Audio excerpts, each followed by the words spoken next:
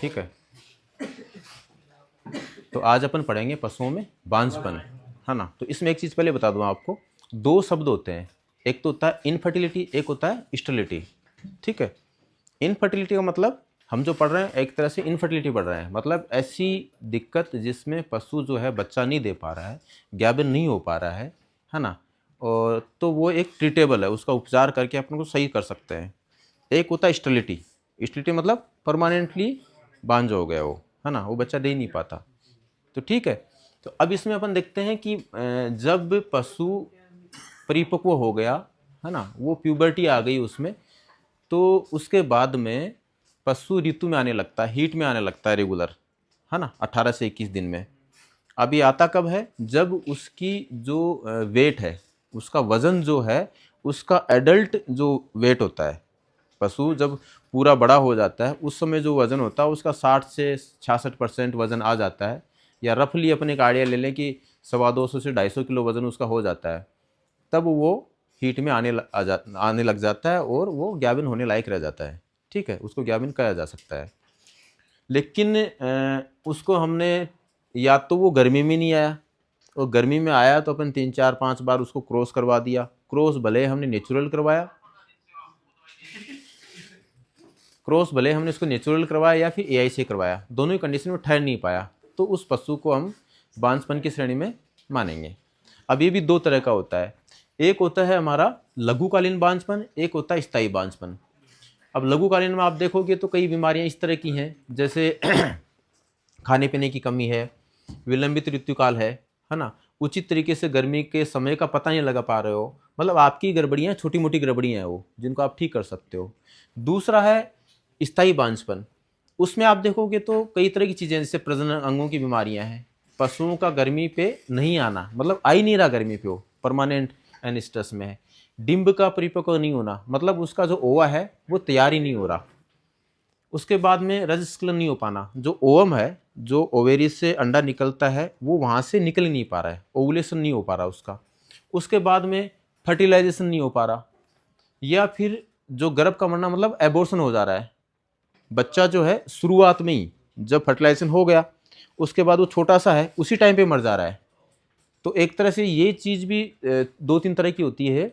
मोटा मोटा हम देखें तो इसको जो शुरुआती तौर पे जो होता है, जैसे मान लो हमने एआई की, फर्टिलाइजेशन उसका हो गया, भ्रूण बन गया, अब वो भ्रूण वहाँ पे चिपक नहीं पाया, है ना, और मर गया। ऐसे में पशु क्या होगा, पशु उतने ही टाइम पे वापस 18 से 21 दिन में वापस गर्मी में आ जा रहा है, क्योंकि वो वहाँ पे चिपक नहीं पाया बच्चेदानी में। ठीक है। तो इसको अर्ली एम्ब्रियोनिक डेथ बोलते हैं। बच्चा तो मर रहा है, लेकिन बाहर आपको कुछ पता नहीं लग रहा, वो बराबर हीट पे आ जा रहा है। अधिक दुग्ध उत्पादन की वजह से कुछ जो एनिमल होते हैं जो दूध ज़्यादा देते हैं, तो उनमें जो हार्मोनल जो उनका सिस्टम है उसकी वजह से हीट में नहीं आ पाते, जैसे प्रोलैक्टिन हार्मोन अधिक होता है उस समय। अनुवांशिक गुणों के कारण, प्रजनन अंगों में बीमारियों की वजह से, जैसे यूट्रस में, इनमें कोई बीमारी है, कुछ इन्फेक्शन है, उसकी वजह से नहीं आ पा रहा है। खाने पीने की कमी है, और स्राव में दोष, जैसे उसका जो सिक्रेशन निकलते हैं वही आपके सही नहीं है। अब ये जो बांझपन के कारण हैं, इनको अलग से एक टेबुलर फॉर्म में बनाया गया है। अब मोटे मोटे अगर हम देखें तो बांझपन के क्या कारण हो सकते हैं। एक हो सकता है स्ट्रक्चरल, रचनात्मक, मतलब जो चीज़ें काम में आती हैं, जैसे क्या काम में आती हैं, बच्चेदानी है, बच्चेदानी के जो पार्ट्स हैं, है ना, उसमें यूट्रस के होर्न हैं, ओवेरी हैं, वही गायब है, कोई जन्मजात ही नहीं बने, है ना। या क्रियात्मक, क्रियात्मक में आप देखोगे तो हार्मोन्स की वजह से हो सकता है, खाने पीने की वजह से हो सकता है। तीसरी जो चीज़ आती है, कोई रोग हो गया है, पैथोलॉजिकल है, उसमें कुछ स्पेसिफिक रोग हैं, कुछ नॉन स्पेसिफिक है। अब अगर एक एक की बात करें हम, जन्मजात में जो स्ट्रक्चर जो बनी है वही सही नहीं बनी। ठीक है। उसके लिए जन्मजात में आप देखोगे तो ओवेरी जो है उसकी वो विकसित नहीं हुई, या योनि विकसित नहीं हुई, गर्भाशय विकसित नहीं हुआ, गर्भाशय का मुंह है वही बंद है, या एक फ्री मार्टिन कंडीशन होती है वो है, या एक ये वाइट हीफर जो श्वेत ओसर जो होती है ना, एक रोग होता है, कम मिलता है नॉर्मली, ये वाली कंडीशन हो सकती है, जिनमें जेनेटिक डिफेक्ट होते हैं, जन्मजात विकृति होती हैं। इसके बाद में एक्वायर्ड, जो पहले तो सही था पशु, है ना, जनने के बाद में उसने प्राप्त कर लिए उनको, या हो गए उसको, जैसे कोई चोट वगैरह लग गई जिसकी वजह से यूट्रस या ओवेरी वो जो गड़बड़ हो गई, जैसे मान लो अगर प्रोलेप्स हो गया, बाहर निकल आया, ओवेरी टूट गई, उसकी डैमेज हो गई, कुछ ऐसा हो गया, तो बाद में जो डिफेक्ट हुआ उसकी वजह से वो ज्ञापन नहीं हो पा रहा, या फिर शरीर पे ऐसी कोई चोट लग गई जिसमें क्रॉस करने में दिक्कत आ रही है हमें। हालांकि ये दो दिक्कत नॉर्मली किस में होती है, जो नेचुरल सर्विस करवाते हैं उसमें होती है, एआई में ये दिक्कत नहीं आती है। हाँ, मादा की योनि में कोई ट्यूमर हो जाए, पीछे ऐसी कोई ट्यूमर हो जाए बड़ी, उसकी वजह से दिक्कत हो सकती है। अब अपन बात करते हैं फंक्शनल में। अब फंक्शनल में अगर बात करें हम, तो एक हार्मोनल एक न्यूट्रिशनल, है ना। हार्मोन्स की वजह से गड़बड़ी हो सकती है, या फिर खाना पीना सही नहीं होने की वजह से गड़बड़ी हो सकती है। हार्मोन्स की वजह से और खाना पीना सही नहीं होने की वजह से। अब हार्मोन्स की वजह से आप देखोगे तो इसमें ओवेरी के कार्य में बाधा, मतलब ओवेरी सही काम नहीं कर रही है उसकी। निम्फोमेनिया, ये तो एक सिम्टम है। निम्फोमेनिया मतलब क्या होता है, पशु पूरे टाइम गर्मी में है, पूरे टाइम उछल कूद कर रहा है, रंभा रहा है, सारे सिम्टम दे रहा है, वो निम्फोमेनिया हो गया। स्थायी कार्पस ल्यूटियम, ये दिक्कत बहुत देखने को मिलती है, इसको पीसीएल बोलते हैं, पर्सिस्टेंट कार्पस ल्यूटियम, है ना। इसमें कार्पस ल्यूटियम जो है अपने देखी थी ना ओवेरी के ऊपर, वो बनी है पूरे टाइम, वो पूरे टाइम बनी हुई है उसके ऊपर, ठीक है। तो उससे क्या क्या दिक्कतें हो सकती हैं, उसकी वजह से एनिमल हीट में नहीं आता है, और भी बहुत सारी चीज़ें हैं, उसके बारे में बात करेंगे अपन। एक है गर्मी के लक्षण नहीं आना, जैसे भैंसों में खासकर होता है साइलेंट हीट जिसको बोलते हैं। पशु गर्मी में तो आ रहा है लेकिन लक्षण कुछ नहीं दिखा रहा, लक्षण कुछ नहीं दिख रहे, गर्मी में आ रहा है, सब कुछ नॉर्मल हो रहा है। इसके बाद में खाने पीने में तो सारी चीज़ें आप जानते हो, अगर पशु का खाना संतुलित नहीं है, protein, carbohydrate, fat, mineral mixer, है ना, ये सारी चीज़ें अगर बैलेंस नहीं है, कम ज़्यादा हैं, तो भी पशु प्रॉपर या तो गर्मी में नहीं आएगा, आया तो पशु ठहरेगा नहीं, ये दिक्कतें रहेंगी। अगर हम विटामिन की बात करें तो विटामिन ए, डी, ई, ये जो कॉमन इसमें काम आती हैं। ट्रेस मिनरल्स में जो मेनली हैं copper, cobalt, zinc, manganese, iodine, ये जो हैं इनकी कमी रहती है। तभी देखते हो ना वो गोलियां जो आती हैं, है ना, उसी में ये सब आते हैं, इसको ट्रेस मिनरल्स बोलते हैं। इनकी कमी की वजह से पशु जो है गर्मी में नहीं आता है या ठहरता नहीं है, ये सारी दिक्कतें होती हैं। इसके बाद में आगे बात करते हैं अपन पैथोलॉजिकल मतलब कुछ बीमारी, तो कुछ स्पेसिफिक हैं। स्पेसिफिक तो जैसे मतलब एबॉर्शन हो रहा है विब्रियोसिस की वजह से, टीबी की वजह से, ट्राइकोमोनियासिस की वजह से, लेप्टोस्पायरोसिस की वजह से, ब्रूसेला की वजह से, ये सब जो दिक्कतें उनकी वजह से उनमें एबॉर्शन होने लगता है। ये पर्टिकुलर डिफाइंड बीमारियां हैं मतलब। और कुछ जो हैं स्पेसिफिक नहीं है, जैसे उसकी वेजिनाइटिस, मतलब पीछे का जो वेजाइना वाला पार्ट था ना, उसमें इन्फ्लामेशन हो गया, इन्फेक्शन हो गया वहाँ पे, ठीक है। वल्बाइटिस है, और साल्पिंजाइटिस किसको बोलते हैं, आपने देखा था ना, जो यूट्रस था, यूट्रस के बॉडी थी, उसके बाद दो हॉर्न थे, है ना, हॉर्न के आगे आपने देखा बारीक सी नली थी एक, है ना, उसमें इन्फ्लामेशन हो जाए, अगर उसमें इन्फ्लामेशन हो गया तो जो अंडा आ रहा था ऊपर से वही नहीं आ पाएगा, ठीक है ना। तो ये बीमारी इसमें हो सकती हैं।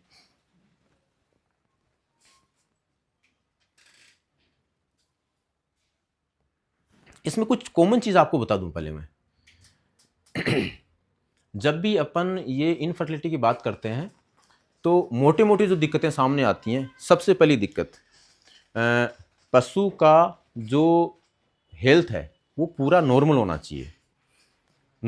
चाहिए, दूसरा जो जैसे आप देखते हो कभी भी शरीर का क्या सिस्टम है, पहले शरीर क्या करता है, खुद की पूर्ति करेगा भाई, अपने लीवर, किडनी, सबको वो दुरुस्त रखेगा, ये सब सही चल रहे हैं, फिर अगर ऊर्जा बच रही है तो वो ऊर्जा जाएगी रिप्रोडक्शन पे, प्रजनन में। लेकिन अगर इधर ही पूर्ति नहीं हो रही है तो शरीर प्रजनन पे ध्यान नहीं देगा, वो जरूरी फंक्शन नहीं है, जीने के लिए पहले शरीर खुद को रखेगा। तो अगर आपके पशु में बाहर भी ये टिक्स, माइट्स, गिचौड़ी वगैरह लगी हैं, है ना, अंदर भी पेट में कीड़े पड़े हैं, बाहर से भी खून चूस रहे हैं, अंदर भी जो पड़े हैं वो खून चूस रहे हैं, बेचारे के खुद की जीने के वो बड़े मुश्किल हो रहे हैं, ठीक है, तो प्रजनन पे ध्यान थोड़ा देगा, उधर ऊर्जा जाएगी नहीं। तो पहला जो काम है हमें क्या करना है, इसके लिए उस पशु का एक तो डिवर्मिंग करनी है, क्या, पेट के कीड़े मारने हैं, उसके लिए गोली आती है, लिक्विड आते हैं, वो उपाय करना अपने को। दूसरा, पशु के शरीर के ऊपर जितने भी हैं बाह्य परजीवी जिसको बोलते हैं एक्टोपैरासाइट, उन सबको ख़त्म करना आपको, ठीक है। पहला काम तो ये हो गया। तो ये जो खून फालतू में बह रहा था वो खा रहे थे, है ना, और वो खून ही नहीं पीते, खून के साथ में प्रोटीन वगैरह सारी चीज़ें जाती हैं, सबकी कमी होती है। तो पहला तो ये काम ठीक करना है। दूसरा काम अपने क्या ठीक करना है, पशु का खाना पीना ठीक करना है। खाना पीना ठीक करने का मतलब क्या हुआ? संतुलित आहार। संतुलित आहार का मतलब समझते हो? संतुलित आहार का मतलब होता है, जिसे मैं अपनी भाषा में समझाऊं, हमारा जो खाना होता है उसमें थाली में आप देखोगे तो रोटी है, चावल है थोड़े से, एक कटोरी सब्जी, दाल, थोड़ा सा नमक है, थोड़ा सा अचार है, ठीक है। लेकिन आपने देखा कि यार ये तो महंगा पड़ रहा है। अगर हम पशु के हिसाब से होते तो अपन क्या करते? बोले यार तो महंगा पड़ रहा है, सब्जी दाल हटाओ, नमक बहुत सस्ता आ रहा है, 2 कटोरी नमक की भर के रख दो, है ना, और सब्जी दाल को थोड़ी थोड़ी दे दो। लेकिन काम नहीं चलेगा उससे। अगर ये खा लिया तो हमारी हेल्थ नॉर्मल नहीं रहेगी। हम पशु के मामले में क्या करते हैं? बोले यार खली महंगी आ रही है, पशुआहार महंगा आ रहा है, अभी गेहूँ बढ़िया हो रहा है हमारे पास में, गेहूँ दलिया दे दो। अगर आपने गेहूँ ज़्यादा दे दिया क्या होगा? पशु में एसिडोसिस होगा। उस कंडीशन को एसिडोसिस बोलते हैं, जिसमें पेट फूलता है, ठीक है। उसके बाद में दूध भी कम हो जाता है, पतला हो जाता है, पतला दस्त भी पतला करने लगेगा, है ना। गोबर के अंदर आपको देखो डंठल उसके भूसे कैसे कैसे आने लगते हैं, ठीक है। फिर पशु बैठ जाएगा, चलने फिरने में पहले दिक्कत होती है, फिर बैठ जाएगा, मुंह से भी गोबर आने लगेगा, फिर मर जाएगा। ये तो तब की कहानी है जब आप बहुत ज़्यादा दे रहे हो, छूट गया एकदम से, बहुत सारा खा लिया। लेकिन यही चीज़ अगर थोड़ी थोड़ी दे रहे हो डेली आप, तो इतना मरेगा तो नहीं वो, लेकिन उसके शरीर में इसकी वजह से जो इफेक्ट आ रहा है, उसकी वजह से जो काम उसको करना है वो प्रॉपर नहीं हो पाएगा, उसकी हेल्थ प्रॉपर नहीं रह पाएगी, बच्चेदानी जो मेंटेनेंस है वो नहीं रह पाएगी, उसका थन है वो मेंटेन नहीं रह पाएगा, उसमें थनलाई बार बार होगा, बच्चे के ठहरने में भी दिक्कत आएगी। तो एक एग्जाम्पल बताया मैंने आपका, अगर आपका खाना संतुलित नहीं है तो आपको तमाम दिक्कतें आने वाली हैं।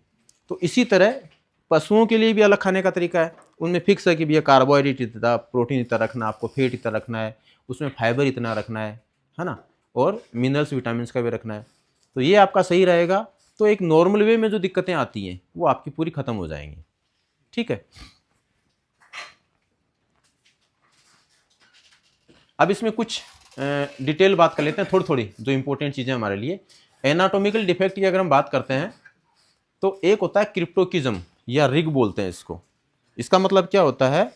जब बच्चा जना, है ना, गाय का या भैंस का, तो जो टेस्टिस हैं वो टेस्टिस अंदर रह जाते हैं कई बार, है ना। इस कंडीशन को अपन क्रिप्टोकिज्म बोलते हैं। इसमें वो जो पशु है, अगर उसमें जो टेस्टिस अंदर रह गया, क्या वो स्पर्म बनाएगा? नहीं, स्पर्म तो बनाएगा, लेकिन वो अच्छे स्पर्म नहीं बनेंगे, ठीक है। तो वो फर्टिलाइज करने लायक नहीं रहेंगे, ठीक है। उसको कोई चोट लग गई तो वो क्रॉस नहीं कर पाएगा। एक होता है, ये तो अपन बात कर चुके, कई बार क्या यूट्राइन हॉर्न वगैरह नहीं रहते, यूट्रस में ओवेरी नहीं है, कई बार ये कंडीशन होती है, तो कुछ हो नहीं पाएगा उसमें। फ्री मार्टिन क्या होता है? कई बार जुड़वा बच्चे होते हैं, है ना, जुड़वा बच्चे हैं, एक उसमें बच्चा नर है, एक मादा है। तो नर के जो हार्मोन हैं ज़्यादा डोमिनेंट होते हैं, तो उसकी वजह से मादा के जो हार्मोन है वो डेवलप नहीं हो पाते। तो मादा में जो बच्चेदानी वगैरह जो उसका जनन तंत्र है, मादा प्रजनन तंत्र है, वो डेवलप नहीं हो पाता। तो वो मादा जो बच्चा पैदा होता है उसमें वो नॉर्मली स्टेराइल होता है, बांझ होता है वो। कुछ रोग जो हैं, ब्रूसेलोसिस है, ट्राइकोमोनिसिस है ना, वेजिनाइटिस है, विब्रियोसिस है, टीबी है, ये सब जो चीज़ें हैं, इसमें खासकर ब्रूसेलोसिस का ध्यान रखना है अपने को। ब्रूसेला की वैक्सीन भी लगती है अपने यहाँ, पता हो तो आपको, है ना। वैक्सीन कब लगती है? केवल मादा बच्चे में ही लगती है, ठीक है। पहली बात, नर में नहीं लगानी है। 4 से 8 महीने की उम्र में लगती है वैक्सीन, एक ही बार लगती है बस। उसके बाद ज़िंदगी भर उसको ब्रूसेला नहीं होता। वैसे ब्रूसेला में होता क्या है? उसमें एबॉर्शन होता है ब्रूसेला में, है ना, लास्ट ट्राइमेस्टर में। अगर पूरे जनन प्रजनन काल को आप 3 भागों में बांट लें तो लास्ट का जो पार्ट है उसमें नॉर्मली इसमें एबॉर्शन होता है। इसके अलावा जैसे बच्चों में अगर आप देखोगे तो बच्चों में सिम्टम और मिल सकते हैं, कई बार बड़ों में मिल जाते हैं, घुटनों में स्वेलिंग हो जाती है।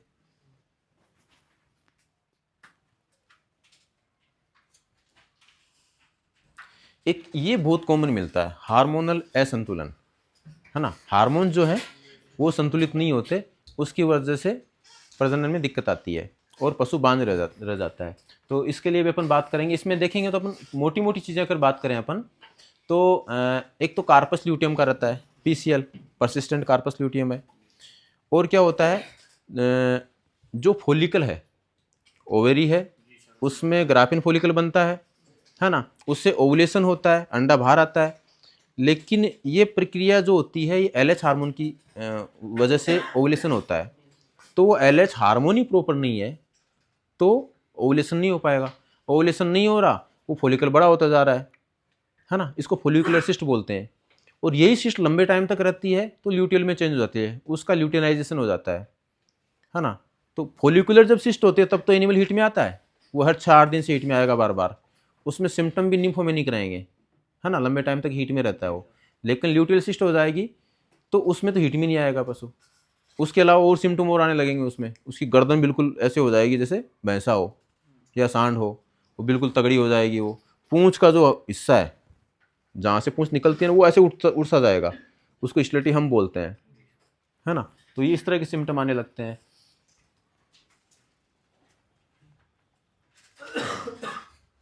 माल न्यूट्रिशन एक कारण ये होता है, बैड इन्वायरमेंट, मतलब आपका वातावरण ही अच्छा नहीं है पशु का।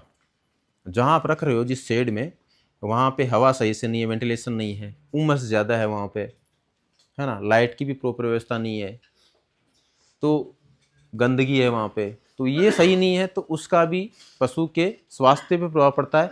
स्वास्थ्य पे प्रभाव पड़ेगा तो उसकी वजह से वो हीट वाला पैटर्न भी उसका गड़बड़ाएगा।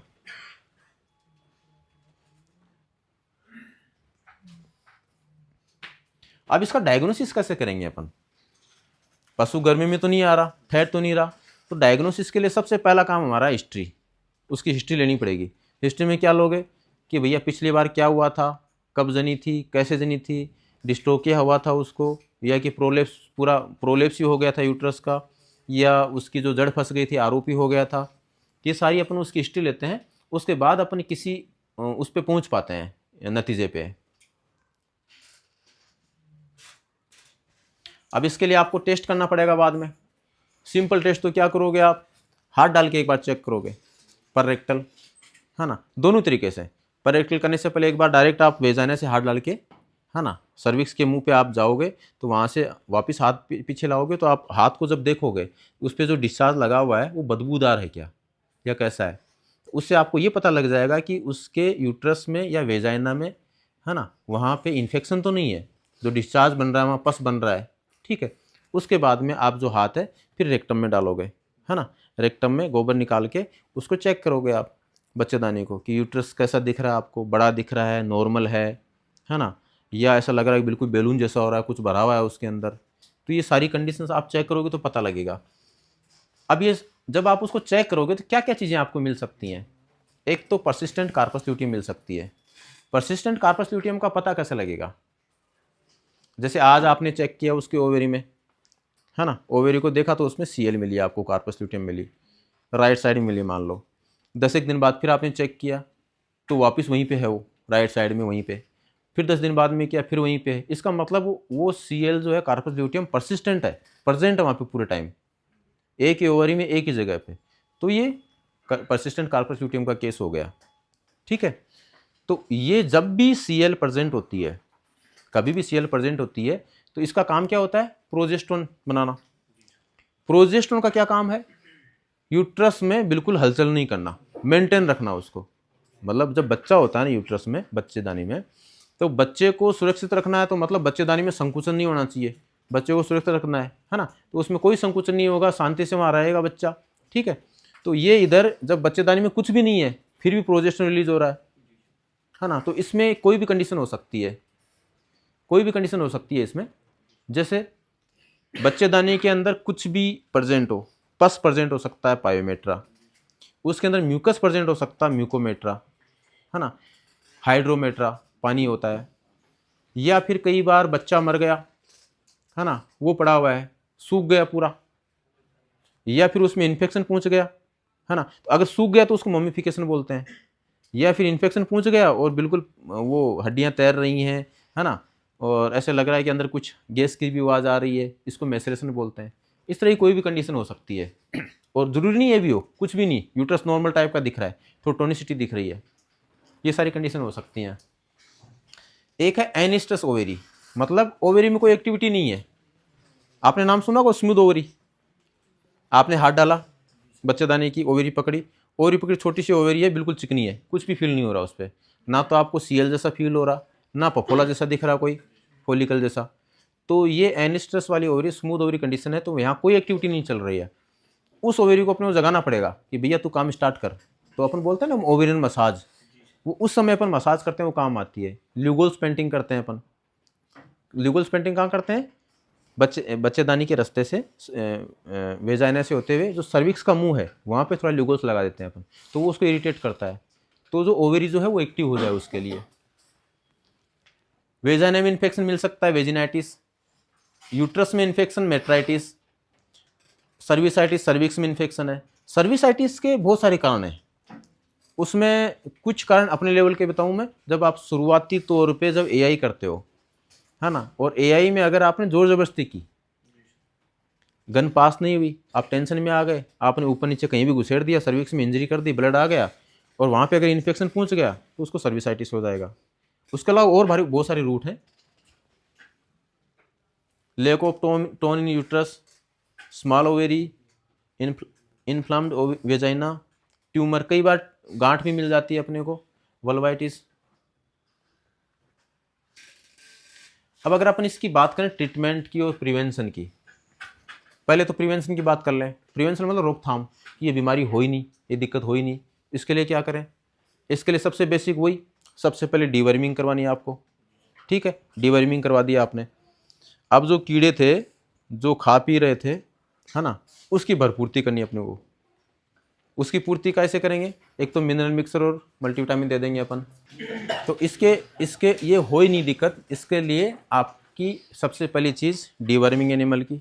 दूसरा, मिनरल मिक्सर सप्लीमेंटेशन प्रॉपर हो। जो मिनरल मिक्सर है वो आपका प्रॉपर रहना चाहिए उसका। मल्टीविटामिन की जरूरत पड़ी है तो वो दो। खाना उसका संतुलित होना चाहिए। नेक्स्ट अपन बात करें तो जहाँ शेड बना है वो प्रॉपर हो, हवादार हो, वहाँ पे लाइट की व्यवस्था भी सही हो, है ना, धूप भी आती हो, ठंडी के टाइम पे ठंडी से बचाव करना, गर्मी के टाइम पे गर्मी से बचाव करना, ये सारा मैनेजमेंटल एस्पेक्ट आपका ठीक रहेगा तो ये दिक्कतें नहीं होंगी, है ना। लेकिन अगर हो गया है तो फिर क्या करेंगे? फिर तो जो दिक्कत है वो आपको आइडेंटिफाई करनी है कि प्रॉब्लम कहाँ है। चेक करोगे आप, और जैसे चेक करोगे, जो आप चेक करने पे आपने पाया कि इसके यूट्रस में दिक्कत है, कि उसके कोई पीसीएल कंडीशन है, या कि हार्मोनल डिस्टर्बेंस हो रहा है, या कहीं पे चोट लगी हुई है, कहीं ट्यूमर है, तो उस पर्टिकुलर चीज़ का अपने को उसमें ट्रीटमेंट करना है। तो उसको ठीक करेंगे तो आगे की जो दिक्कतें आपकी वो क्लियर हो जाएंगी। तो ये अपनी पूरी चीज़ें थी इसमें। इसके बाद में अपन आगे नेक्स्ट इसमें एक एक चीज़ के बारे में बात करेंगे, है ना। एक ये ओवरव्यू था अपना।